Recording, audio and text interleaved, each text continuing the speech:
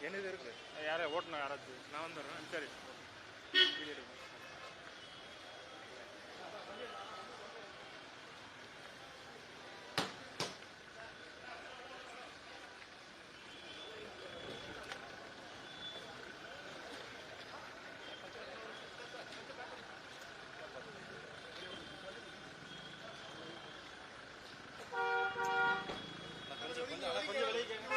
கொஞ்சம் விலைக்கு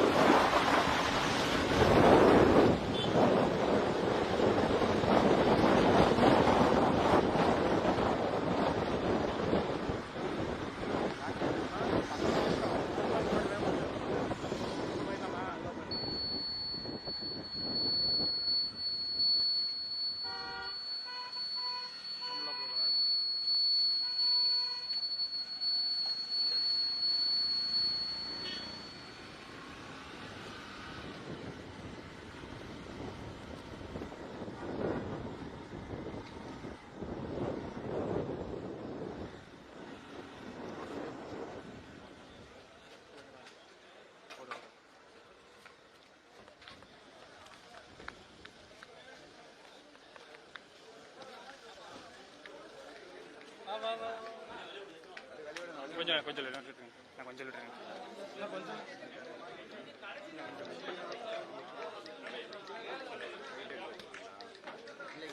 அது நம்பர் தான் டவுன் சரியா இருக்கு.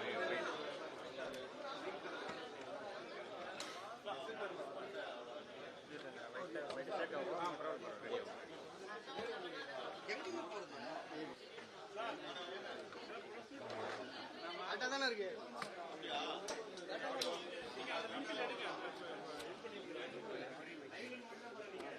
வேண்டாம் மைக் போட்டுருக்கா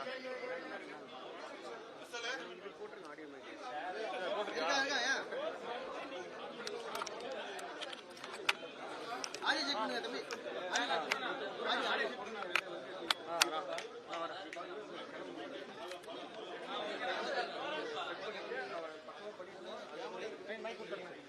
கொஞ்சம் வந்துருவாங்க. கொஞ்சம் அறிவுண்ணா குரு கொஞ்சம் நவுந்துக்கோங்க. ஹெட்ஃபோன் எடு.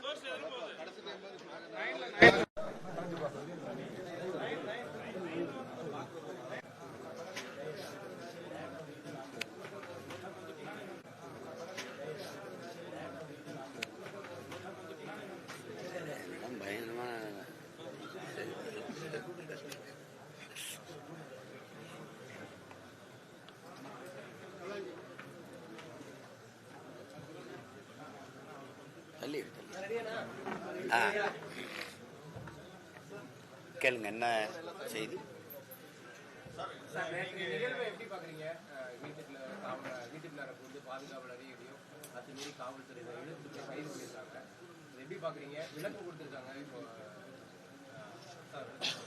இல்லை, நீங்க எல்லாம் அதை எப்படி பாக்குறீங்க? ஒரு ஊடகவியலாளரா சரி, இல்லை பொது மனிதரா எப்படி பாக்குறீங்க?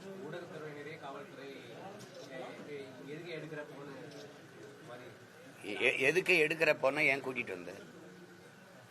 அழைப்பான யாருக்கு? எனக்கு. நான் எங்க இருக்குன்னு தெரியுமா தெரியாது? தெரியும். ஏற்கனவே 3 நாளைக்கு முன்னாடி வந்து வீட்டில் வந்து கொடுத்தீங்க. அப்போல்லாம் நீங்க வந்து ஊடகத்தை அழைச்சிட்டு வரல. இப்போ நான் பயணம் பண்ணிட்டு இருந்தேன் இங்கே கட்சி வேலைக்கு. அப்போ சொல்லிட்டு தான் வந்தேன், நான் வந்து விளக்கம் தர்றேன். இது ஒரே வழக்கு. அது ஏற்கனவே 3 மணி நேரம் போய் நான் காவல் நிலையத்தில் விளக்கம் அழிச்சிட்டேன். அப்போ அதே தான் திருப்பி மறுபடியும் சொல்லணும். சரி, அதை நான் வரணுன்ற. இப்போ நீதிமன்றம் வந்து 3 மாசம் அவகாசம் கொடுத்துருக்கு, காலம் கொடுத்துருக்கு. அதுக்குள்ள நீங்க வந்து விசாரிச்சு அதை தாக்கல் செய்யணும். 3 நாளில் முடிக்கணுங்கிற அந்த அவசரம், அந்த வேகம் காட்ட வேண்டிய தேவை என்ன இருக்கு? சரி, நான் ஒசூர்ல இருக்கிறேன்னு தெரியுது இல்ல, உங்க காவல்துறை தான் நிக்குது. தினம் இதே மாதிரி ஊடகத்தை சந்திச்சுட்டு இருக்கேன். ஒசூர்ல இருக்கிறேன்னு என்ன ஒவ்வொரு நகரமும் உங்களுக்கு தெரியும். அப்ப நீங்க இங்கிருந்து பெங்களூர்ல போய் அவங்க வீட்டில் போய் அந்த அம்மா வீட்டில் போய் விசாரிச்சுக்கிட்டு வர நீங்க என்னை காவல் நிலையத்துக்கு வாங்குறீங்க. நீங்க இங்க வந்து விசாரிக்கலாம், இல்லை நான் வந்தவொடனே விசாரிக்கலாம். ஓடி போறது இல்லை. அப்படி இருக்கும்போது அவசரமா நீங்க என் வீட்டுக்கு வர்றதுக்கு முன்னாடியே ஊடகம் வந்து நிக்குது, எல்லா தொலைக்காட்சியும் வந்து நிக்குது. நீங்க ஒட்டிட்டீங்க. வழக்கு சம்பந்தப்பட்ட காவல்துறை வந்து வளசரவாக்கம் காவல்துறை, அது ஒட்டிடுது. ஒட்டினதை விட உங்க வேலை முடிஞ்சிருது. இப்போ நீங்கள் எது கதவுல ஒட்டிட்டு போறீங்க? வீட்டில் நிறைய பேர் இருக்காங்க, என் மனைவி இருக்காங்க, அவங்க கிட்ட கூப்பிட்டு கொடுத்துருக்கலாம். ஏன்னா அழைப்பானை வாங்கும்போது கையெழுத்துணும். நீங்கள் ஒட்டிட்டு போனால் நான் கையெழுத்து இடலை. அப்போ அது தேவையில்லைன்னா அவங்க கிட்ட கொடுத்துட்டு போயிருக்கலாம்ல. நீங்கள் ஒட்டினீங்கன்னா இப்போ எனக்கு பதிலாக கதவு வந்து உங்களுக்கு விளக்கம் தருமா? எப்படி நீ கதவுல ஒட்டிட்டு போகிறது நோக்கம் என்ன? நான் இல்லை தலைமறைவாயிட்டேனா, வேற எங்கேயும் என்னை தொடர்பு கொள்ள முடியாத தூரத்துக்கு போயிட்டேனா? எப்படி ஒட்டிட்டு அப்போ ஒட்டுற இடத்துல எதுக்கு ஊடகம் வருது? இவ்வளவு தொலைக்காட்சியில் எதுக்கு அங்கே வந்துச்சு? சொல்லுங்க, எதுக்கு வந்துச்சு? எதுக்கு வந்துச்சு? ஒட்டிட்டில அதோட வேலை முடிஞ்சதில்ல. அப்போ கிழிக்கிறேன், கிழிக்காம போறேன். அதை என்ன, அதை அப்படியே வச்சு இல்லை இப்படி கட்டம் போட்டு பூஜைறையில் மாட்டிக்கணுமா? உங்க அழைப்பானைய சம்மனை இது என்னன்னு சொல்லுங்க. இது எந்த மாதிரி அணுகுமுறை? நீ எதுல நேர்மையா இருந்திருக்க, இதுல இவ்வளவு துடிக்கிறப்ப இதுல எந்த மாதிரி அணுகுமுறை? நான் வரலைன்னா தான் பரவாயில்ல, நான் வந்து ஏற்கனவே விளக்கம் அளிச்சிருக்கேன், மறுபடியும் வருவேன்றேன். எதுக்கு இவ்வளவு பதட்டம் அடைகிறீங்கிற?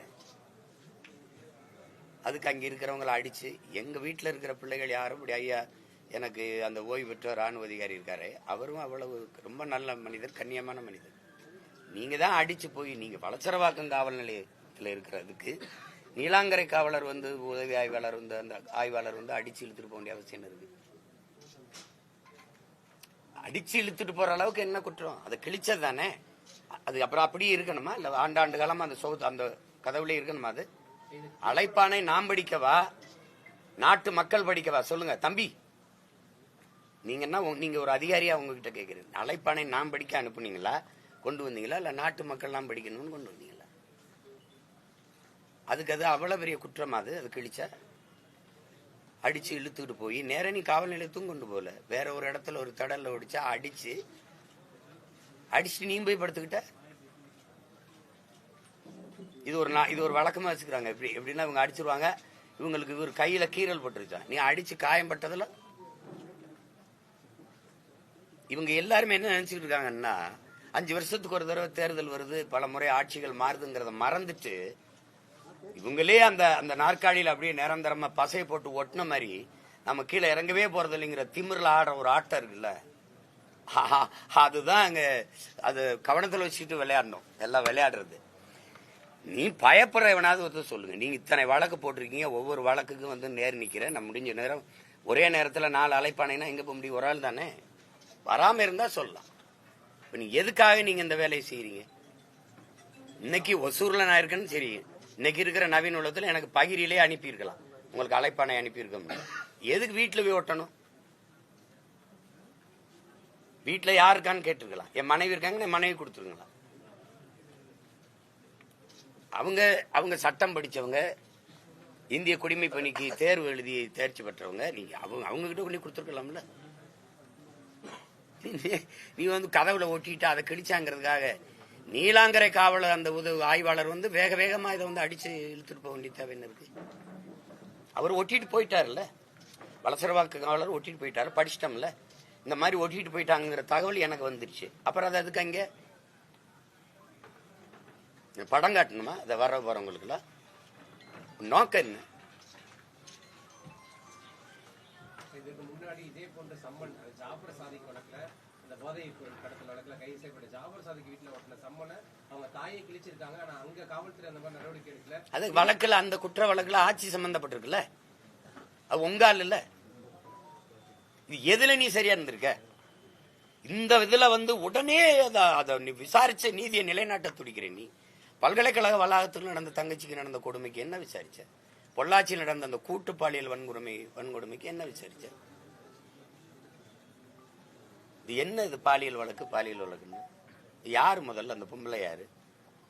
சொல்லிட்டா அது குற்றமாயிருமா? 1000 பேர் 1000 சொல்லலாம், விசாரிக்கணும்ல.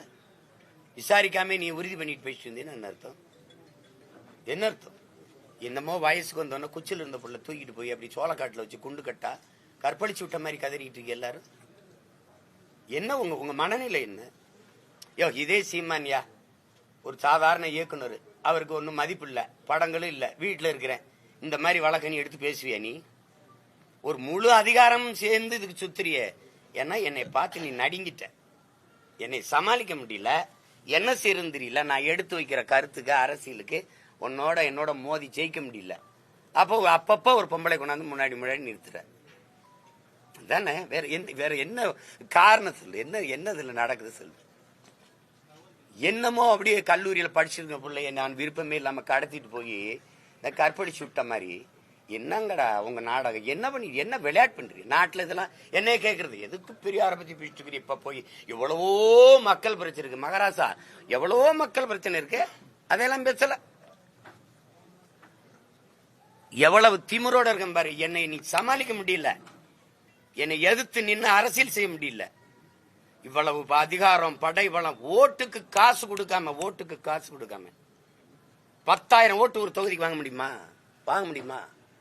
எதுக்கு பெரிய கட்சி? உண்மையிலே பெரிய கட்சி நான் தான். நானா நீங்களானா நான் தான் பெரிய தலைவன். ₹1 காசு இல்ல, ஒரு பிள்ளைகளுக்கும் பின்புலம் இல்ல, எளிய பிள்ளைகள் நாங்க. ஒரு தொகுதிக்கு 20,000, 15,000, 28,000, 22,000 இப்படி வாக்க வாங்கி வச்சிருக்கோம். நீங்க நின்னு பாருங்க தனியா. 234 வேட்பாளர் போடுங்க பாப்போம். திமுக போடுங்க. இந்தியாவின் நம்பர் 1 முதல்வர் போடுங்க. 234 போடணும். ஆனால் தனியா போடணும். மனச்சான்றுக்கு விரதம்ல ₹1 நேர்மையாளர்கள் மாறி ஆட்சி செஞ்சிருக்கேன் உங்க அப்பா காலத்துல இருந்து. நீங்க உண்மையிலேயே மனச்சான்றுக்கு விரோதம் இல்லாம இந்த மண்ணுக்கு மக்களுக்கு நல்லது செஞ்சது உண்மையானால் சத்தியமானால் அதையே சொல்லி வாக்குக்கு காசு கொடுக்காம வாக்கு வாங்கி காட்டணும். என்னைய தாண்டி காட்டணும். இந்த எளிய மகனை நீ வென்று காட்டணும். நீங்களும் 234, நானும் 234, 26 தேர்தல கூட்டணி எதிர்க்கூடாது. உன் கருப்பு சிவப்பு கொடி என் தலைவன் ஏந்தி, என் பாட்டன் சோழன் ஏந்திய புலிக்கொடி, நான் சண்டை போடுவோம். திராவிடரா தமிழரா போடுவோம், திராவிடரா தமிழரா போடுவோம். கருணாநிதி மகனா பிரபாகரன் மகனா மோதுவன் களத்துல 2 பேர். மத்த கட்சிகள் இருக்கட்டும், நம்ம 2 பேருக்கும் போட்டி நின்றுவோம். ஆனா வாக்கு காசு கொடுக்காது. நான் ஆட்சிக்கு வரல, எனக்கு சாதனைன்னு ஒன்னும் சொல்லிக்கிறல. நான் வந்தா செய்வேன் தான் என் மக்கள்கிட்ட சொல்ல முடியுது. நீ வந்திருக்கீங்க, செஞ்சிருக்கீங்கல்ல, சொல்லி கேளுங்க. உங்களை மாதிரி உங்க அப்பா முதலமைச்சர் அப்படி நான் வந்தவன் இல்ல. சாதாரண விவசாயி மகன். எனக்கு ஒண்ணும் கிடையாது. மக்களிடம் இருந்து மக்களின் துயர துன்பங்களை சுமந்து மக்களுக்காக வந்த மகன். என்னைய சமாளிக்க முடியல, ஒண்ணுமே பண்ண முடியாது. நீங்க எத்தனை வழக்கு எவ்வளவு அழுத்தம் கொடுத்தாலும் அஞ்சுற ஆள் கிடையாது, பயப்படுற ஆள் கிடையாது. இந்த சும்மா குண்டு வீசுறது, பெட்ரோல் குண்டு, நிஜ குண்டு வீசும்போது ஊடறுத்து போய் என் தலைவனை சந்திச்சு வந்தவன் நான். எனக்கிட்ட வந்து பூச்சாண்டி எல்லாம் விட்டுறணும். வருவேன்னா வருவேன், 11 மணிக்கு வந்தே முடியாது. நான் நினைக்கும் போதுதான் வருவேன். என்ன அப்படி எந்த இடத்துல நேர்மையா நின்று நீங்க எல்லாம் விசாரிச்சு முடிச்சிருக்கீங்க? தம்பி ஆங்ஸ்டாம் கொலையில எத்தனை வருஷம், எத்தனை மாதமா விசாரிக்கிற? 3 பேரை சுட்டா ஏன் சுட்டான்னு கேட்டா விளக்கு இருக்கா? கொலை செஞ்சவன கைது பண்ணி வண்டியில ஏத்தி இறக்கல. ஏன் செஞ்சான், யார் சொல்லி செஞ்சான்னு ஏன் அவனுடைய வாக்குமூலம் வெளியில வரல? ஏன் வரல? ஞானசேகரன் ஒரே ஆள் தான் அந்த பாலியல் அந்த குற்றச்செயலில் ஈடுபட்டாரா? அப்ப அந்த சாருக்கு, அந்த சார் அப்படிங்கிறது எந்த சார்? எந்த சார்? அப்போ உங்களுக்கு தேவைன்னா ஒண்ணு செய்வீங்க எதுல. ஆனா நீங்க எல்லாரும் கவனத்துல வச்சுக்கிறீங்க, இந்த அதிகாரம் நிலையானதுன்னு நினைச்சு வேலைகளை செய்யாதீங்க. கால சக்கரம் வரலாறுங்கும் சுழன்று கொண்டுதான் இருக்கு, பாத்துக்கிறீங்க. அந்த காவல் ஆய்வாளர் பின்புலம் வந்து ராஜீவ்காந்தி படுகொலை எப்ப அவர் தந்தை உயிரிழந்தாலும் அவருடைய மகன் தான் இவரு அப்படிங்கிற மாதிரி ஒரு பின்புலம் வெளியே இருக்கு. அதை எப்படி பாக்குறீங்க? இல்ல அதனாலதான்? அதெல்லாம் நான் பாக்கல. அவர் எனக்கு தெரியும். எங்க அண்ணன் SSPயா இருக்கும்போது சந்திரசேகர் அவர் வீட்டுல அவர் கீழே அவர் பணி செய்யும் போது பல முறை பார்த்திருக்கேன். இதே பல தடவை இந்த இதுலப்ப எங்க வீட்டுக்கு பாதுகாப்பு நின்னவர் தானே. இப்ப எல்லாரோட நல்லா பேசுறவர் தான். திடீர்னு அவருக்கு ஏதோ ஒரு ஆவேசம் வந்து அவர் ஏதோ இயங்குறாரு. அவங்க அப்பா இறந்ததுக்கு அதுக்கு நம்ம ஒன்றும் பண்ண முடியாது. ராஜீவ்காந்தி இறந்ததுல உங்களுக்கு இவ்வளவு வழி இருக்குன்னா ராஜீவ்காந்தியால நாங்க 2020 பேர் 30,000 பேர் இறந்துருக்கோம். அதையெல்லாம் யாருக்குமே உங்களுக்கு தெரியுமா தெரியாது? அதுக்கு நீங்க பழி வாங்குறீங்களா? அதெல்லாம் பேசுங்க, எல்லாத்தையும் பேசுங்க. தர்மம்னா, நியாயம்னா, உண்மைனா எல்லாத்தையும் பேசணும். ஒரு நாட்டின் படையை அனுப்பி பாதுகாக்க போறேன்னு சொல்லிட்டு என் மக்களை கொண்டு குவிச்ச கொடிய படையை அனுப்பிய தலைவர் மதிப்பிற்குரிய ஐயா ராஜீவ்காந்தி அவர்கள். நீங்க பேச யாரு இல்லைன்னு நினைக்கிறீங்க? ஒரு மகன் நான் இருக்கேன். என்னை சுத்தி பல லட்சக்கணக்கான படை இருக்கு. சும்மா நாங்க வந்து விட்டு அப்படி சின்ன பயில நினைக்காதீங்க. அதிகபட்சம் நீ என்ன பண்ணிடுவேன்? என்னை வளர்த்த தலைவன் எப்படிமா சாக துணிஞ்சிரு, எல்லாம் சாதாரணமாயிரும் சொல்லிதான் அனுப்பியிருக்காப்ல. அதுக்கெல்லாம் பயப்பட ஆள் கிடையாது. அதிகபட்சம் நீ என்னை ஜெயில போடலாம், போடு. உங்க அப்பா போட்டவர் தானங்க, போட்டவர் தானே. ஓராண்டுக்கு மேல போட்டார், தொடர்ச்சியா போட்டார். பயந்த மாதிரி தெரியுதா? சொல்லு, பயந்த மாதிரி தெரியுதா? இல்ல பயப்படுற மாதிரி தெரியுதா? வழக்கு அது என்ன நான் பார்க்காத வழக்கா? தமிழ்நாட்டில் இருக்கிற அரசியல் தலைவர்களே அதிக வழக்கு வாங்கின ஒரு மகன் நான் தான். எனக்கு முன்னாடி அண்ணன் நக்கீரன் கோபால் இருந்தாரு. அவர் அரசியல் இல்லை. இப்ப அவரை நான் முந்தி போயிட்டேன். அவர் 200 வச்சிருந்தாரு, இப்ப நான் 230க்கு மேல போயிட்டேன். நீங்க பெரியார பேசிட்டாரு அப்படின்னு ஒரு வழக்கு கொண்டு வரீங்க. நான் கேட்கறதுக்கு தான் நீங்க பதில் சொல்றோம். மொழி பொறியியருடைய தினத்தை நீங்க கொண்டாடுறீங்களா இல்லையா? இப்ப புதுசா வீர வணக்கம் எல்லாம் சொன்னீங்களா இல்லையா? மொழி பொறியியல் இந்த இந்தி மொழி திணிப்பினால் என்னுயிரும் தமிழ் மொழி இறந்து விடுமோ என்று போராடி உயிர் நீத்த வீர மறவர்களுக்கு வணக்கம் செலுத்துறீங்க. அதை நான் வரவேற்கிறேன். ஆனா இந்தி எதிர்ப்பு போராட்டத்தில் ஈடுபட்ட போராட்டக்காரர்களை எல்லாம் இந்த துப்பாக்கி எதுக்கு வச்சிருக்கு போலீஸ்? சுட்டு கொல்லுங்க, 4 காலி பயல்களை சுட்டு கொண்டீங்கன்னா கலவரம் அடங்கிரும்னு சொன்ன பெருமகன் யாரு? ஐயா பெரியார். முதல்ல தமிழ்நாட்டுல இந்தி பள்ளிக்கூடத்தை திறந்த மகாத்மா யாரு? தம்பி, அண்ணனுக்கு எடுத்து அது பெரியார். இப்போ நீங்க ஒண்ணு இவரை தலைவரா வச்சுக்கிறீங்க, போராடி செத்த எங்களை மொழியை காக்க எங்களுக்கு ஒரு வணக்கம் செஞ்சுக்கிறீங்க. இதுதான் அற்ப ஓட்டுக்காக வாக்குக்காக போடுற கேவலமான நாடகங்கிற. ஒண்ணு இங்க நில்லு, ஒண்ணு இல்லைன்னா இங்க நில்லு.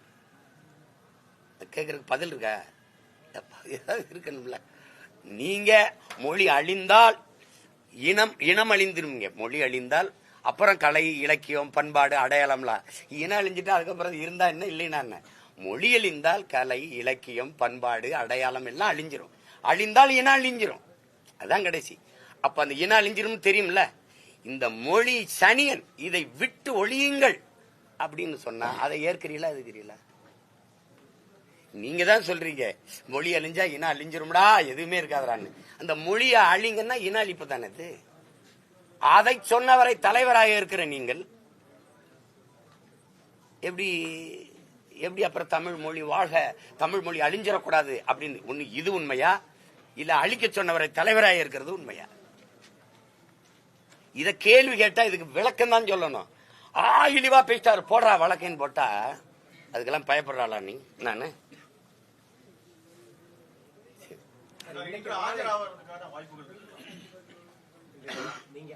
நீங்க எல்லாம் என்ன சொல்றீங்க? ஆஜரா சரியில்ல.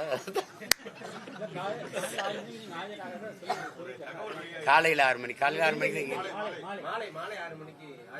எனக்கு வசதியான நேரத்துல தான் நான் ஆஜராக முடியும். 8ஆம் தேதி வரைக்கும் எனக்கு வேலை இருக்கு. 2ஆம் தேதி போராட்டம். இப்ப நாளைக்கு போய் நாளைக்கு கிளம்புனாதான் நான் 2ஆம் தேதி தென்காசியில போராட்டம். அப்ப திருப்பி ஒவ்வொரு இது நான் குறிச்சிட்டேன், சோறுட்டிலாம் ஒட்டிட்டோம். அதுல பின்னடைய முடியாது. ஏன்னா ரொம்ப காவல்துறை விரும்பினா வேணா போய் நேர் நின்று அதையே தான் சொல்லணும். அப்ப அந்த காலத்துல என்ன நடந்ததுன்னா அப்படின்னா அதே கதை தான் சொல்லணும். வாய்ப்பு இருக்காப்பா? போவேன். போய் இப்ப கலந்தாய்வு முடிச்சுட்டு போய் இறங்கி முடிவு போவேன். இது ரொம்ப ஆர்வப்படுறாங்கல்ல.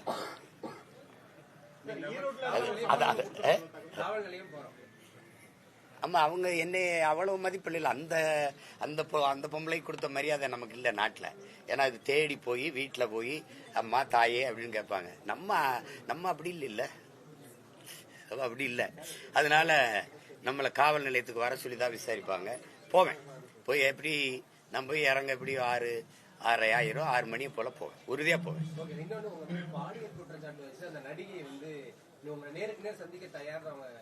அததான் நானும் கூப்பிடுறேன், வர சொல்லுங்க அப்படின்னா. அவங்கள வர சொல்லிட்டு என்னை கூப்பிடணும்.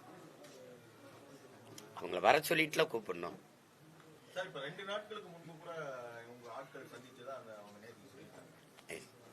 எங்க ஆட்கள் சந்திக்கணும் இல்ல, சந்திக்க வாங்கன்னு அவங்க கூப்பிட்டுருக்காங்க. அதுக்கப்புறம் அவங்க தொடர்புக்கே வரல. குறிப்பா 2 கோடி ரூபாய் வரை கொடுக்க தயார் அப்படிங்கிற மாதிரியான ஒரு செய்தி பரவுது. அவங்களுக்கு அந்த நடிகைக்கு சொல்லிக்கிற வேண்டியது ஏதோ சொல்லிக்கிற வேண்டியதுதான். நீங்க திருமணம் ஆயிடுச்சு, 7 முறை கருக்கழிச்சிருச்சு அப்படிலாம் நீங்க பாத்தீங்கன்னா ஒரு ஆண்டுக்குள்ள 7 முறை கருக்கழிச்ச சாதனையால நானா தான் இருப்பேன். அப்படிதான் அதுலயே சிறையில இருந்துகிட்டே கருவை கலைக்கிற ஆளு நானா தான் இருப்பேன். அதுக்கப்புறம் திருமணம் ஆயிடுச்சுன்னா நீங்க திருமணம் ஆனதுக்கான சான்றிதழை காட்டணும். முதல்ல நீங்க அளிச்ச புகார்ல எங்களுக்கு திருமணம் ஆயிடுச்சுன்னு சொல்லலையே. 2வது புகார்லயும் சொல்லலையே. திருமணமான அதுக்கான படங்கள் அதுக்கான இதெல்லாம் காட்டியிருக்கணும். அப்படின்னா எனக்கு திருமணம் ஆகும்போது அதை வெளியிட்டு தடுத்துருக்கணும். எங்களுக்கு திருமணம் ஆயிடுச்சுங்க, மறுபடியும் ஒரு திருமணம் ஆகலாம். இதுல இருந்து நீங்க இதையே யாருமே கேட்க மாட்டீங்க, என்கிட்ட கேக்குறீங்க. உங்களுக்கு இது ஒரு சுவாரஸ்ய கதையா இருக்குது, ரசிக்கும்படியான ஒரு கதை. அப்ப நான் செய்யறத தப்பு நினைக்கிறேன். அப்ப நானும் இனிமே ஒரு ஆடியோ வெளியிடுறேன். ஏங்க நீங்க தான் அவர் தராரு. அவங்க பல ரூபாய்களை, லட்சக்கணக்கான ரூபாய்கள் நகைகளை எனக்கு கொடுத்துட்டதா சொல்லிதான் சொல்றீங்க நீங்க. அப்புறம் நான் அவங்களுக்கு கொடுக்குறேன்னு சொல்றீங்க. நானே தெருக்கோடியில நின்றுக்கிட்டு இருக்கேன். எனக்கு எங்கிட்ட 2 கோடி இருக்குது. அதாவது அவங்க என்னன்னா ஒரு காலகட்டத்தை எங்களுக்கு ரொம்ப இதாயிருச்சு. 15 வருஷம் கழிச்சு சாக போறோம் அப்படின்னு எனக்கு எங்க வீட்டுல வேலை செஞ்ச ஒரு பையன், அந்த காலம் வேலை செஞ்சவனை பிடிச்சி அழுது இது பண்ணி அந்த குரல் செய்தியை கேட்டோன்னு சரி இப்போ ஏதாவது கொடுத்து உதவுங்கன்னு சொன்னேன். சாக போறோம், எங்களுக்கு மாசம் அந்த குரல் செய்தி அப்புறம் தான் ஆகும். வெளியிடுறேன் பாருங்களேன். அதை கேட்டா நீங்க கூட காசு கொடுப்பீங்க. பாவம். உதவின்னு கேட்கும்போது கொடுத்து தொலைக்கிறதா அது அவங்களுக்கு நமக்கு எந்த தொடரும் இல்லை. கேட்டோன்னே சரி கொடுத்தோம். ஒரு 2-3 மாசம் ஏதோ தம்பிங்க கொடுத்து உதவி இருப்பாங்கன்னு நினைக்கிறேன். ஏதாவது உதவி விடுங்கன்னு சொன்னேன். அதுக்கப்புறம் திருப்பி தான் அந்த மறுமனு. ஈரோடு இடைத்தேர்தலில் பெரியார் பற்றி பேசினால அவங்களுக்கு ஒரு சம்மன் இன்னைக்கு கொடுக்கறத ஒரு தகவல். அது புதுசிலையை வாங்கிக்க வேண்டியதான். அது நிறைய வழக்கு போட்டிருக்காங்கல்ல, அதுல அது ஒண்ணு ஏற்கனவே கொடுத்துருக்காங்க. இருந்தாலும் மறுபடி கொடுத்து சீக்கிரம் வாங்க என்னை பார்க்க அவ்வளவு அவசரப்படுறாங்க. அதுக்காக மறுபடியும் வருது. சும்மா அவங்க எங்ககிட்டயா மோதிரணி நாங்க என்ன பண்றோம் பாரு அப்படின்னு. அதான் திரும்ப திரும்ப சொல்றேன், இந்த அதிகாரம் உங்களுக்கு மட்டுமானது அல்ல. 5 வருஷத்துக்கு ஒரு முறை தேர்தல் வருது, ஆட்சிகள் மாறி மாறி வருது. மனசுல வச்சுக்கிட்டு ஆட்டத்தை ஆடுங்கன்னு சொல்றேன். தொகுதி மறுவரை அந்த அனைத்து கட்சி கூட்டத்தில் நீங்க பங்கேற்க எந்த கட்சி கூட்டுது? இந்த கட்சி அதை கொண்டு வரும்போது என்ன பண்ணிட்டு இருந்துச்சு? இந்த கட்சி இன்னைக்கு தொடங்கல. இல்ல, அது ரொம்ப நாளைக்கு முன்னாடி இருந்து இந்த பிரச்சனை இருக்குது. அப்பவே எதிர்த்து அப்புறம் அப்ப பேசாம என்ன பண்ணீங்க? மத்திய அரசு மறுபடியும் சொல்லி இருக்காங்க மும்மொழி கொள்கை பிரச்சனை ஒன்று எடுத்திருக்காங்க. மும்மொழி கொள்கை இன்னைக்கு நேத்து இல்ல, அன்னையில இருந்து இருக்கு தம்பி. மும்மொழிங்கிறது காங்கிரஸ் பாரதிய ஜனதாவின் கொள்கை.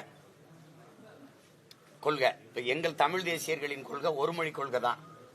ஆங்கிலம் பயன்பாட்டு மொழி, தமிழ் பயிற்று மொழி, வழிபாட்டு மொழி, பண்பாட்டு மொழி, எல்லாமே ஆட்சி மொழி, அதிகார மொழி. எனக்கு மட்டும் இல்ல, அது ஆந்திராவுக்கு தெலுங்கு, கர்நாடகாவுக்கு கன்னடா, அப்படித்தான் இருக்கணும். தர்மம்னு ஒண்ணு, அது நியாயம்னு ஒண்ணு தானே. பயன்பாட்டு மொழியாக நாங்க ஆங்கிலத்தை வச்சுக்கிறோம். அது எல்லாருமே வச்சுக்கலாம். அப்படிதான் நாங்க கொள்கை. இவங்களுக்கு தான் திராவிடர்களுக்கு இருமொழி, இந்தி தமிழ், அப்படி இங்கிலீஷ் தமிழ்ங்கிறாங்க. இப்ப நாங்க என்ன சொல்றோம், பயன்பாட்டு மொழியா ஆங்கிலம் இருக்கட்டும், ஒரு தொடர்பு மொழியா இருக்கட்டும், கம்யூனிகேஷன் லாங்குவேஜா இருக்கட்டும். எதுக்கு இருக்குன்னா அப்படி தமிழ் இருந்து உனக்கு வேணா நீ ஏத்துக்க தம்பி, உனக்கு இருந்துட்டு போலாமே. அப்படி எல்லா மொழியும் இருந்துட்டு போலாமே. பயன்பாட்டு மொழியை தான் சொல்றேன். தம்பி திருப்பி பேசுகிற நான் பயன்பாட்டு மொழியா ஏன் தெலுங்கு, கன்னடம், மலையாளம், தமிழ்லாம் இருக்கக்கூடாது? எல்லா மொழியும் தாங்க. அப்படி சொல். ஒரு மொழி இது கொண்டு வராங்களே. உம்மொழி மும்மொழினா எம்மொழி எங்க இருக்கு ராஜா?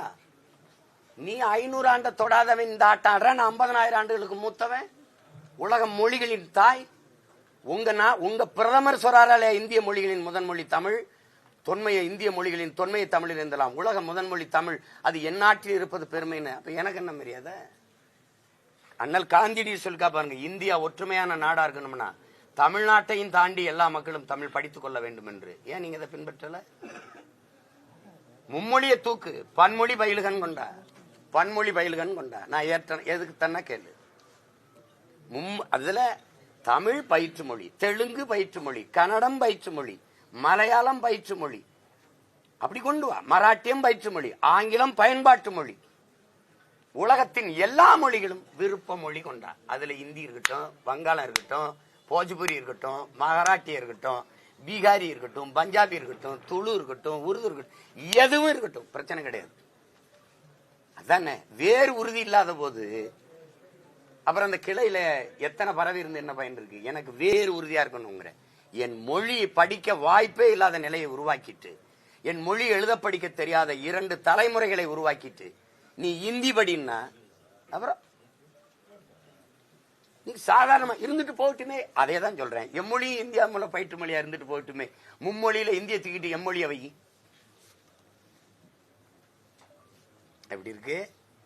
அப்ப உங்க மொழியை நாங்க படிக்கணும் போது உங்களுக்கு இனிக்குது, எங்க மொழியை அழிக்காதீங்க போது உங்களுக்கு வலிக்குதுன்னா எப்படி இருக்குது? அது ஏற்க முடியாது. சும்மா நீங்க ஒரே மொழி இருந்தா போதும் அப்படிங்கிற மாதிரி. தமிழ் மட்டுமே எங்களுக்கு ஒருத்தருக்கு மும்மொழி இருக்கு, 2 மொழி இருக்கு, எங்களுக்கு ஒரு மொழி கொள்கை தான் அப்படின்னு. அததான் சொல்றேன். இப்ப அததான் சொல்றேன். கொள்கை மொழி எனக்கு மட்டும் இல்ல.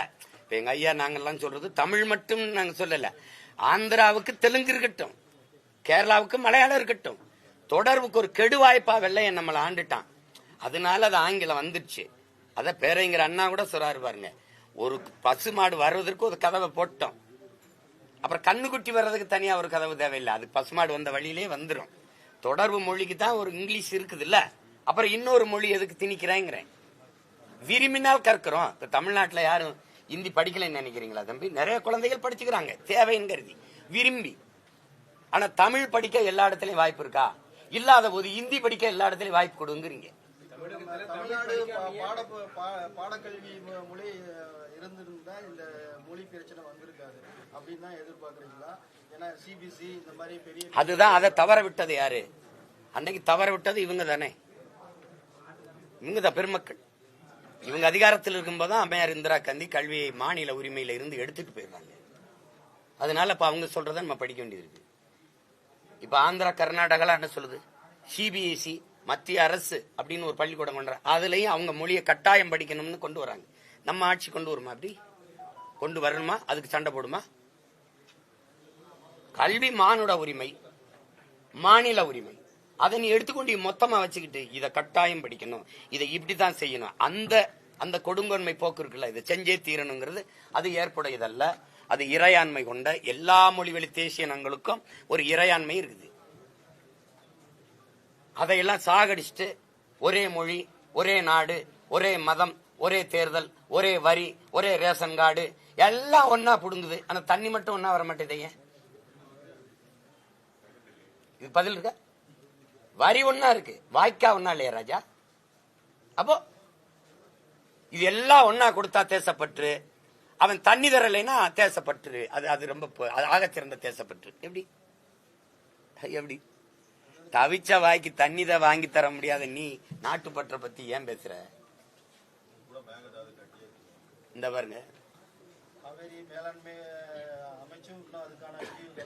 அதையெல்லாம் நீங்க பேச மாட்டேங்கிறீங்க, இத பேசுறீங்க.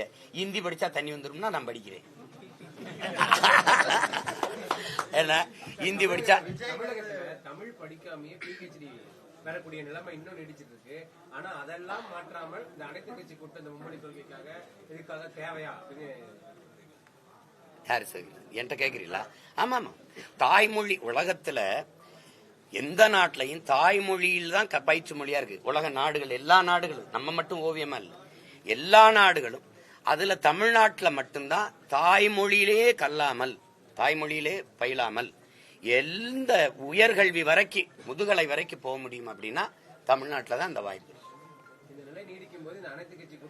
இந்த நிலை என்கிட்ட சொல்லக்கூடாது. மொழி அழிந்தால் இனம் அழிந்துவிடும், அடையாளம் அழிந்துவிடும் சொன்னார்ல அப்பா, அப்பாட்ட கேட்கணும், என்னப்பா இப்படி நீங்க பண்றீங்கள அப்பான்னு கேட்கணும். இப்ப நாங்க தமிழ் தேசியர்கள் என்ன செய்யறோம்?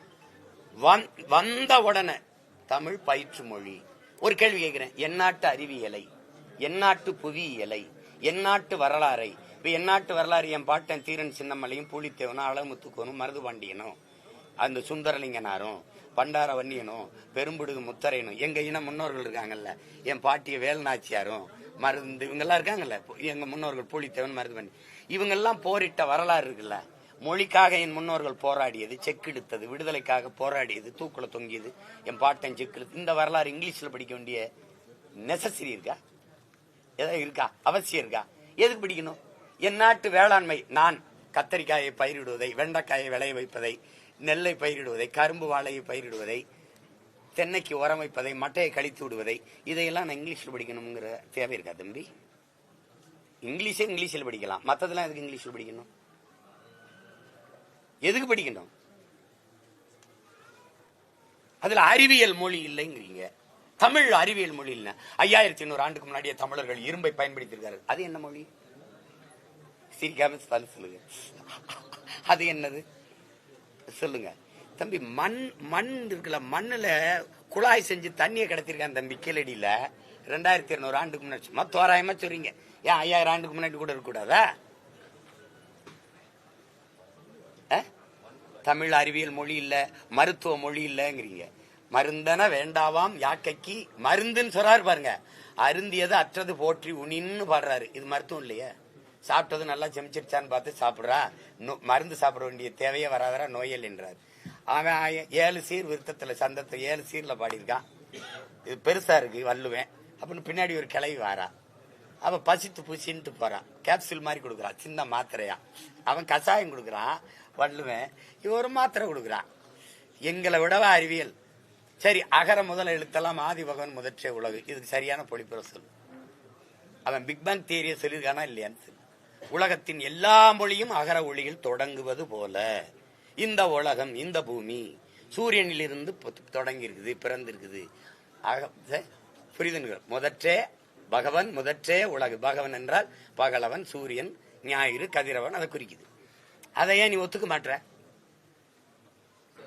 அணுவை பிளந்து எழு கடலை புகுத்தி குறுக திரித்த குரல்னு அவை திருக்குறளை பாடுறான். எப்படி பாடுறா? அணுவை பிளந்து 7 கடலை புகுத்தி. அது போல 7 கடலை ஒரு அணு எவ்வளவு பெருசு இருக்கும், அதுக்கு உள்ள 7 கடலை புகுத்தியதை போல குறுக தெரித்த குரல்னு திருக்குறளை எங்க பாட்டி புகழ்ந்து பாடுற அவை பெருமாட்டி. அப்ப அணுங்கிறத அதுக்கு பிறகு நீங்க கண்டுபிடிச்சிருவா. காவல்துறை நடந்து கொள்வது ரொம்ப தாமதமா இருக்க. கட்சியிலிருந்து தொடர்ந்து அங்கிருந்து ஒரு சில நிர்வாகிகள் வெளியே வந்துட்டே இருக்காங்க. காவல்துறையும் உங்களுக்கு அதிகாரியாக ஒரு நெருக்கடி கொடுத்துருக்காங்க. ஒரு சட்டமன்ற தேர்தலில் நீங்க யாராவது கூட்டணி வச்சு தேர்தல் நிற்கிறது ஐடியா இருக்கு? நான் தான் பெரிய கூட்டணி வச்சிருக்கேன்னு திரும்ப திரும்ப சொல்லிட்டேன். 8 கோடி மக்களோடு 8 கோடி மக்களை நம்பி ஒரு தலைவன்கிறவன் முதல்ல தன் மண்ணை தன் மக்களை முழுமையா நேசிக்கணும், நம்பணும். நான் நம்புறேன், என் மக்களை நம்பி நிக்கிறேன். நான் இந்த வாட்டி நிக்க போறது 5வது பெரிய தேர்தல். அதுக்கு இடையில நடந்த இடைத்தேர்தல், இந்த உள்ளாட்சி தேர்தலாம் சேர்த்தீங்கன்னா 10, 11வது தேர்தலில் தொடர்ச்சியா தனியா நிக்கிற மகன் நான் தான். அதை நீங்க கவனிக்கணும். வரலாற்றிலே பாத்தீங்கன்னா எங்க அளவுக்கு தோற்றவர்கள் கிடையாது, அடக்குமுறை ஒடுக்குமுறையை சந்தித்தவர்கள் கிடையாது. ஒரு தேர்தலுக்கு ஒரு சின்னத்தை கொடுப்பாங்க, கொண்டு போய் சேர்ப்போம், பறிச்சுட்டு போயிடுவாங்க. ஆனா எதுக்கும் கலங்காம களத்துல நிக்கிறவங்க நாங்க தான். அதனால எங்களுக்கு கூட்டணி தேவைப்படாது. தருமபுரி கிழக்கு மாவட்ட செயலர் தரங்கசோனி இதுக்கு முன்னாடி இருந்தாரு. தற்போது தலைமையில திடீர்னு அவரை நீக்கிட்டு தர்மசெல்வன்ற ஒருத்தர் போட்டிருக்காரு. அவர் நேற்று இந்த ஆய்வு கூட்டத்தில் என்ன சொல்லியிருக்காருன்னா, தலைமை சொல்றதா இதுக்கப்புறம் எல்லா நிகழ்வுகளையும் கேட்கணும். அதாவது மாவட்ட ஆட்சியர் எஸ்பி இவங்களுக்கு பேச்ச கேட்டாதான் இவங்க பதவியில நீடிக்க முடியலன்னா தூக்கிடுவேன்னு சொல்லிட்டு ஓப்பனா நேர்குழுல பேசியிருக்காரு. அந்த ஆடியோ இப்ப வைரல் ஆயிட்டு. அதை எப்படி பாக்குறீங்க? ஒரு திமுக மாவட்ட செயலாளர் நினைச்சா எஸ்பியோ மாத்த முடியுமா? எல்லாத்தையும் தூக்கி அடிச்சிருவாங்க. முடியும். ஏன்னா திராவிட மாடல்ல எதுவும் முடியும். ஏன்னா கதவுக்கு சமன் அனுப்ப முடியும், கடலுக்கு கைவிலங்கு போட முடியும். இதெல்லாம் திராவிட மாடல்களினுடைய பெரிய சாதனை. அதை ஒண்ணும் பண்ண முடியாது. நீங்க எல்லாத்தையும் என்கிட்ட கேட்கறீங்களே ஒழிய உங்களுக்கு இதனால கோபம் வருதா, வெறுப்பு வருதா? ஏன்னா அவ்வளவு மாவட்ட செயலாளருக்கு இவ்வளவு அதிகாரம் இருக்குன்னா, மாவட்ட ஆட்சியரை விட அவருக்கு அதிகாரம் இருக்குது அப்படின்னா எங்க திரும்பி செல்கின்ற தமிழக அரசியல் தலைவர்களுக்கும் தமிழக முதல்வர் திரும்பி செல்கின்ற விஜய்க்கு என்ன வித்தியாசத்தை பாக்குறீங்க? திரும்பி எங்க செல்றது? அவங்க திரும்பி செல்லும் சொல்றாங்கல்ல. பிரதமர் இப்ப தமிழ்நாட்டுக்கு வந்தால் வரவேற்க போவாங்களா, போக மாட்டாங்களா? சிரிக்காத, வெள்ளக்கொடி காட்டுவாங்க. இது ஒரு அத வரவேற்பேன். அண்ணனுக்கு நடந்த அநீதியை பொறுக்க முடியாம விட்டுருப்பாரு. தம்பிக்கு கொடுமை நடந்தா நான் விட்டுருக்கேன். கலந்த காலங்களில் சண்டை போட்டிருக்கேன். அவருக்கு ஒரு தொல்லைனாலும் நிற்பேன். கொள்கை முரண் வேற, அதுக்காக பாசம் உறவு எல்லாம் விட்டு போவதில்ல. அநீதியா இப்ப என்னையே நியாயமா நீங்க நடவடிக்கை எடுத்திருந்தீங்கன்னா அவர் கண்டுக்கிற மாட்டாரு. இப்ப இது தவறு தானே. இப்ப நான் இங்கதானே இருக்கேன். இப்ப நீங்க எனக்கு மனு கொடுக்கணும், எனக்கு கொடுக்கணும். நீங்க அதை விட்டுட்டு நான் ஏதோ தலைமறைவா ஓடி ஒளிஞ்சிட்டேங்கிற மாதிரியும் அப்படி செய்யக்கூடாதுல்ல. அது தப்பு. ஏற்கனவே வழக்குக்கு ஒத்துழைக்காத ஒருத்தன் அப்படின்னா பரவாயில்ல. எத்தனை வழக்கு போட்டிருக்கீங்க தமிழ்நாட்டில்? என் தம்பிகள்கிட்ட கேளுங்க. 234 தொகுதியிலேயே எனக்கு வழக்கு இருக்கு. இவங்க எல்லாம் குஷியா இருக்க காரணம் தேனோ அன்னை ஒரு வழக்குக்கு வருவாரு, நம்ம கட்சியை நல்லா பேசி வளர்த்துக்கலாம் அப்படி. வாக்குகள் எல்லாமே கூட்டணி நிர்பந்திக்கிறதுக்காக சொல்லப்படுது, அரசியல் ரீதியாக சொல்லப்படுதுன்னு உங்களுக்கு தெரியுதுல்ல. கருத்து இருக்கலாம், வாய்ப்பு இருக்கு தானே. 2026 சட்டமன்ற தேர்தல் கூட்டணியோட தேர்தல் சந்திக்கிறதுக்கு இப்பதான் சொல்லி முடிச்சேன். நான் கூட்டணி வச்சிருக்கேன். மாற்றத்தை நீங்க விரும்புறீங்களா? இந்த ஆட்சி தொடரணும்னு நினைக்கிறீங்களா, மாறணும்னு நினைக்கிறீங்களா? நீங்க கேட்டீங்களா, இப்ப நான் கேட்க பதில் கும்பிடாதீங்க. நானும் கும்பிட்டு கேட்கிறேன். தொடரணும்னு நினைக்கிறீங்களா? இல்ல இல்ல இல்ல, அது சொல்ல முடியாது. அப்போ உங்க மன உணர்வை நான் பிரதிபலிக்கிறேன். அப்படின்னா உங்களை மாதிரி மாற்றத்தை விரும்புகிற மண்ணில் மாற்றம் வருவதற்கு முன்பு மக்களின் மனத்தில் மாற்றம் வரணுங்கிறான்.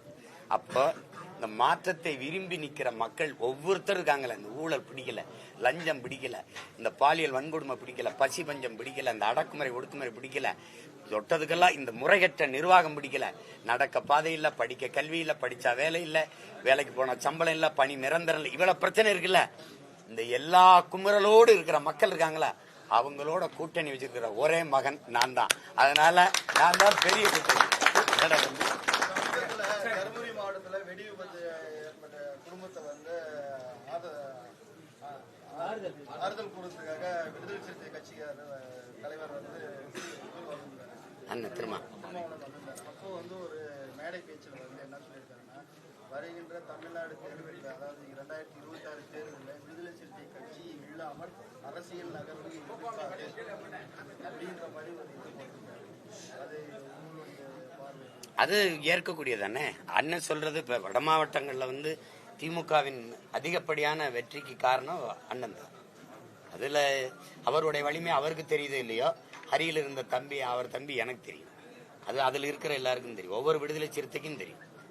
அவர்களைப் போல ஈடுபாட்டோட களப்பணியாற்றுவதற்கு ரொம்ப கம்மி தான், மற்ற இயக்கங்கள்ல கம்மி. எங்க இயக்கங்கள்ல எங்க பிள்ளைகள் உழைப்பாங்க, அவ்வளவு ஈடுபாட்டோட உழைப்பாங்க. அந்த இதுல சொல்றாரு. இப்ப அவர் வேணாம்னு தவிர்க்க சொல்லுங்களேன். திமுக தான் யாரு தகவல் தெரிந்தும் கூட்டணியிலே இருக்கிறாரே, அதை எப்படி பாக்குறீங்க? இப்ப கூட்டணியில் இல்லை. இப்ப நான் வந்து அவரு வழியோட பதிவு செஞ்ச ஒரு மொழியை நான் திருப்பி உங்களுக்கு பதிவு செய்யறேன். என்னை மனிதனாவே மதிக்காத இந்த மக்கள் தலைவனா எப்படி ஏற்பாங்கன்னு கேட்கிறாரு. உங்ககிட்ட பதில் இருக்கா? அவரை நீங்க தாழ்த்தப்பட்டவர் என்று பார்க்காம ஒரு தமிழனா பார்த்து இருந்தீங்கன்னா தமிழ்நாட்டிற்கு மிக சிறந்த ஒரு தலைவர் அப்பவே கிடைச்சிருப்பாரு. ஆனா நீங்க அவரை ஒரு தாழ்த்தப்பட்டவரா நினைச்சு சில பல தொகுதிகளே குறுக்குனது அது நாட்டு மக்களினுடைய தவறு தானே ஒழிய அவருடைய தவறு இல்லை. இப்ப என்னையே எடுத்துக்கிறங்க, ஒரு எளிய மகன் 13 ஆண்டுகளா இரு கையும் ஏந்தி கெஞ்சிட்டேன் என் மக்கள்கிட்ட. தொடர்ச்சியா உங்களுக்கு தெரியுது, கோவப்படுறீங்க, ஆத்திரப்படுறீங்க, சரியில்லைன்றீங்க. எதுவுமே சரியில்லை. ரேஷன்ல அரிசியாவது சரியா இருக்கா? எதுவுமே சரியில்லை. ஆனாலும் அந்த நேரத்தில் நீங்க அந்த திருப்பி இந்த அநியாயமான இந்த அநீதியான அரசு தொடர்வதற்கு திருப்பி அதே அதிகாரத்தை நிறுவுவதற்கு வாக்கு செலுத்தி விட்டுறீங்க. அது யாரோட தவறு? அங்கதான் பிரச்சனை. இப்ப அந்த இடத்துல அதனால அவர் சொல்றாரு, அவரு இப்ப சரி தனியா வந்து நின்ன என்ன செய்ய முடியும் சொல்லுங்க. நீங்க அவருக்கு வாக்கு செலுத்துவீங்களா? துணிஞ்சு சொல்ல முடியல. இல்ல பொதுவாகவே ஜனநாயகம் இல்லையா, அந்த வாக்கு செலுத்துறது யாருக்கிட்டையும் சொல்லக்கூடாதுன்னு அண்ணனுக்கு தெரிஞ்சது தானே. இப்ப எங்க ஆளுல கேட்பாங்க, நீங்க எல்லாம் யாருக்கு செலுத்துவீங்க? இதே வேற கட்சி. நீங்க தமிழர் இல்ல.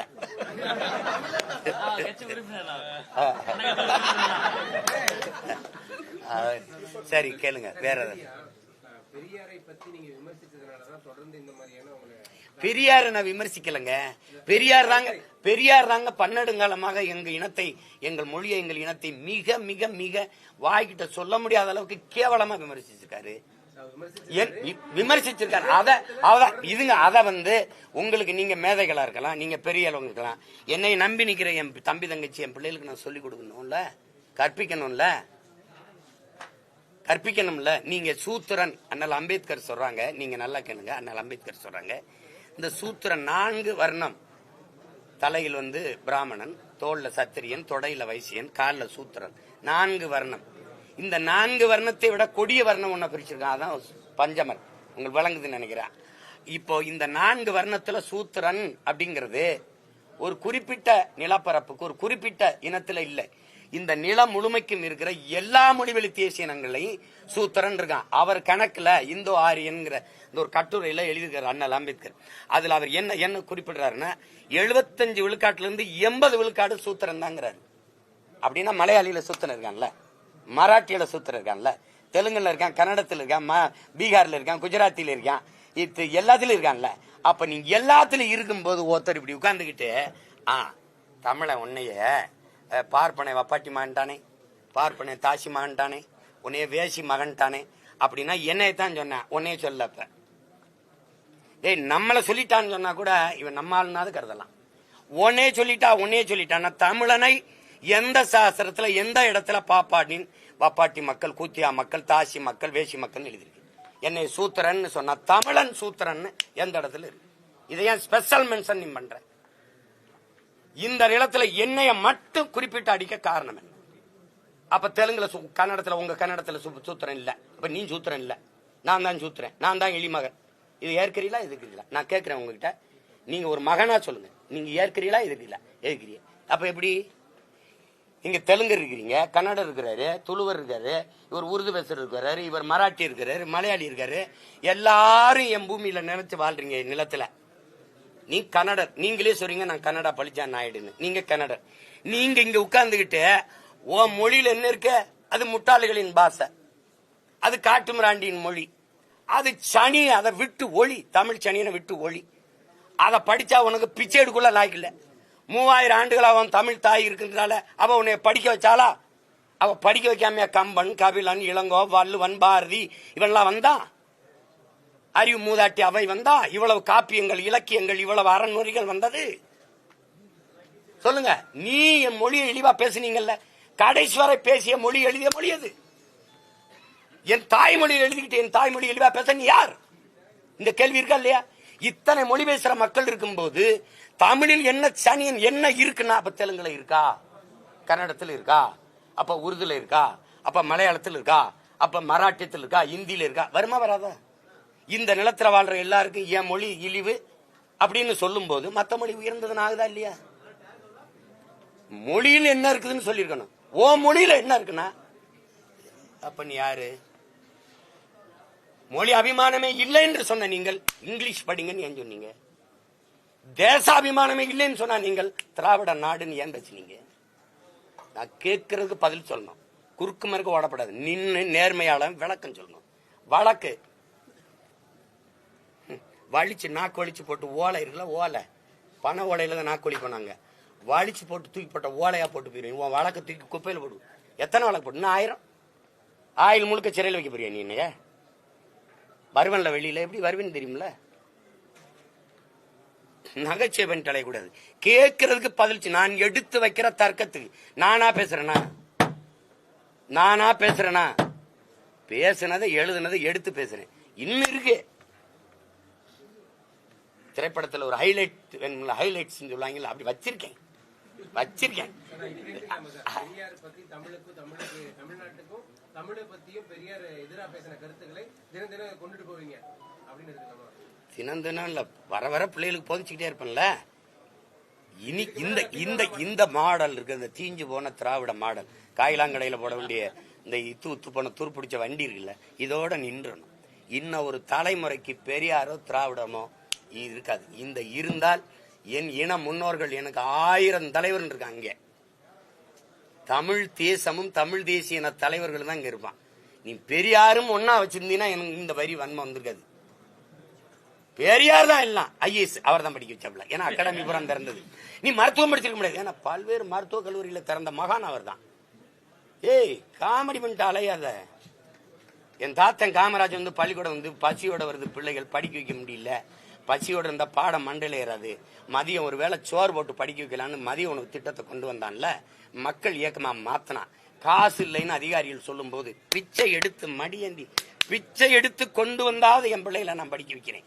இருக்கிற வரை போடுங்க, இல்லைன்னா இல்லைன்னு சொல்லுங்க, நான் தெருவா கையேந்தி வரேன்னா. பிச்சை புகினும் கற்க நின்றேன்னு என் பாட்டி பாடினதுக்கு வேலை செஞ்சா என் தாத்தேன். படிக்க வைக்கும் போது கொடை ஏந்தான், கையேந்தனான், கொடையாளர்கள் கொடை கொடுங்கன்னு. பணம் இருக்கிறவன் பணத்தை கொடுத்தான், விரை கடை கொஞ்சம் வண்டியா விரை கட்டை ஏத்தினான். அவன் இந்த அரிசி பருப்பு ஏத்தி விட்டான், எண்ணெயை ஏத்தி விட்டான். ஒன்னும் கொடுக்க முடியாத தாய்மார்கள் சமைச்சு போட்டு போனாங்க.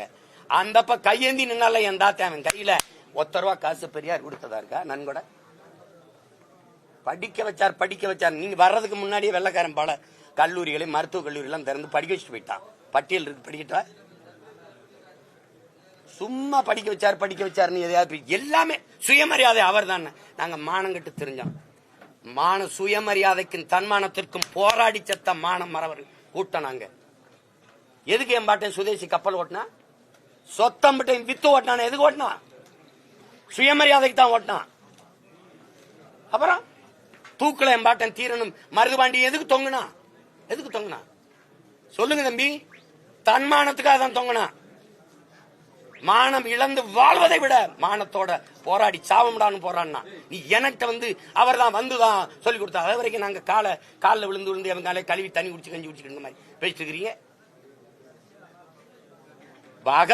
பகத்சிங்குக்கு தூக்கு வரும்போது போரான் அந்த போராட்டத்துல ஐயா பெரியாரின் நிலைப்பாடு. எங்க தாத்தா ஜீவானந்தம் எல்லாம் போராடி ஜெயிலுக்கு போகும்போது என்ன வருத்த கடிதம் எழுதிட்டு வெளியில வந்தவர் தானே. இதான் சுயமரியாதை திலகமா? கட்சிக்காரன் வருத்த கடிதம் எழுதி கொடுத்துட்டு வெளியில வாங்கப்பான்னு சொன்னவர் தானே. தம்பி, எது ஒன்று நீங்க சரியா இருந்திருக்கிறார், இந்த இடத்துல சரியா இருந்தாருன்னு சொல்லு. பெண்ணிய உரிமை, சமூக நீதி அவர் பெற்றுக் கொடுத்துட்டா இப்ப ஏன் நாங்க இடஒதுக்கீடுக்கு போராடணும்? இன்னும் போராடுறோமா இல்லையா? இன்னும் போராடுறோமா இல்லையா? அப்புறம் ஏதாவது பேசிட்டு இருக்காதீங்க. வேற எதுவும் கேள்வி இருக்கா? அமைச்சர் சேகர் பாபு வந்து சீமான் விவகாரத்தால வந்து சட்டம் தன் கடமையை செய்யும் சொல்லியிருக்கிறார் சார். இது ரொம்ப பழைய வசனம். சட்டம் தன் கடமை செய்யுங்கிறது பழைய வசனம். அது செய்யட்டும், பார்ப்போம். செய்யட்டும், அதை நான் வரவேற்கிறேன். சட்டம் தன் கடமையை செய்யட்டும். கடைசியா ஒரு கேள்வி. நாம் தமிழர் கட்சியில் பல்வேறு பொறுப்பாளர்கள் விலகிறாங்க. அதுக்கு காரணம் வந்து மாற்று கட்சியில் இருக்கிறவங்க காரணமா இருக்காங்களா, இல்ல அண்ணன் சீமானுடைய நான் தான் வாழ்த்தி அனுப்பி வைக்கிறேன். அதாவது ஒரு எப்படி சொல்றது, ஒரு ஸ்லீப்பர் செல்ஸ் மாதிரி அனுப்பி வைக்கிறேன். வேற எது இல்ல. நன்றி, வணக்கம். அங்க இருக்க நன்றியா?